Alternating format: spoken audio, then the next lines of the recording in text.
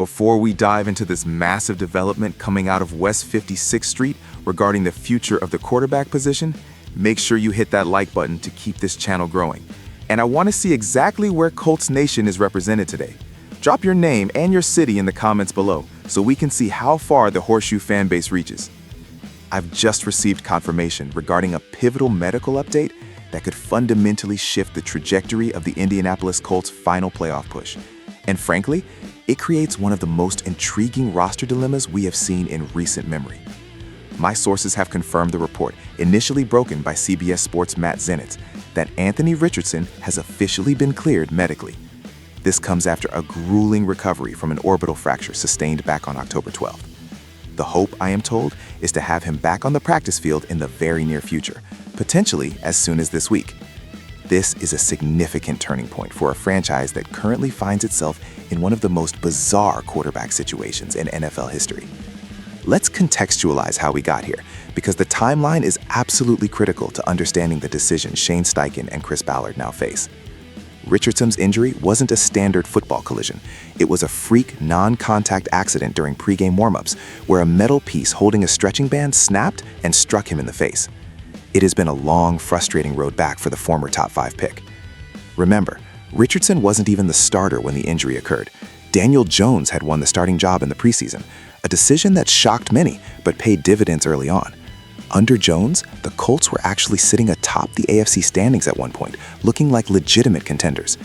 Jones was playing efficient, winning football until disaster struck, a torn Achilles that has ended his season and thrown the offense into chaos. That injury forced the front office to make an emergency call to a 44-year-old Philip Rivers, who started this past Sunday over Riley Leonard and Brett Ripien. It was a nostalgic moment, sure, but we have to look at the reality of the situation. The Colts are 8-6, sitting just one game out of the final AFC wildcard spot, and their playoff lives are hanging in the balance. So what does Richardson's medical clearance actually mean for the Week 16 game plan and beyond? While it looked like Rivers was locked in to start the rest of the way, this news changes the calculus in the building. I've been told that while Rivers brings that veteran presence and leadership, the physical limitations of a 44-year-old quarterback who hasn't played all season are evident. The Colts had to rely on him Sunday because the alternatives were unproven, but Richardson represents a completely different dynamic. He is the franchise's investment, the player with the athletic upside to extend plays and stress defenses in ways Rivers simply cannot at this stage of his life. However, we cannot ignore the rust factor. Richardson has not played meaningful snaps in months, and even before the injury, he had lost the job to Jones. His NFL career thus far has been defined by flashes of brilliance, marred by erratic play and injury concerns. Here is the strategic dilemma the coaching staff is currently debating behind closed doors. On one hand, you have Rivers, immobile, aging, but possessing a cerebral understanding of the game that is unmatched. On the other hand, you have Richardson, explosive, clear to play, but raw and lacking practice reps. It is going to be incredibly tough for Indy to get the practice reps right if they really want to make a quarterback change this late in the season.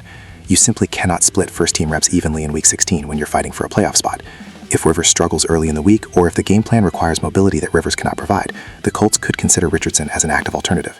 But first, Richardson has to prove he is up to speed. Being medically cleared is one thing. Being football ready to decipher coverages and command the huddle in a must-win game is an entirely different hurdle. The timeline here is tight. The Colts are in the thick of the hunt, and one loss could essentially end their season depending on how the rest of the AFC shakes out. If the Colts happen to be eliminated before the end of the regular season, that would open a clear window to start Richardson.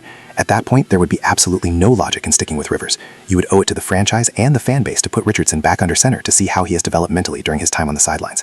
But as long as the playoffs are a mathematical possibility, Steichen is going to play the quarterback he believes gives them the best chance to win strictly on Sunday.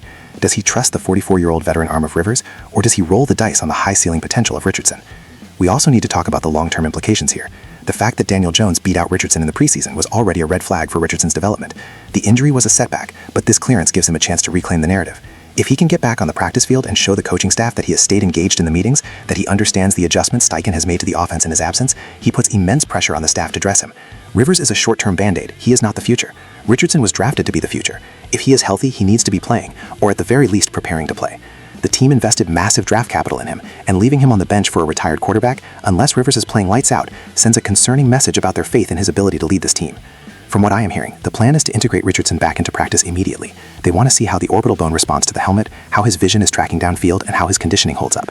Do not be surprised if Rivers starts Week 16, but with a very short leash. If the offense stagnates, if the lack of mobility allows the pass rush to wreck the game, Steichen now has a card he can play that he didn't have last week. The return of Anthony Richardson brings hope, but it also brings pressure. The margin for error is 0. The Colts are 8-6. They are fighting for their lives, and they now have to decide who leads them into battle, the old guard or the future of the franchise.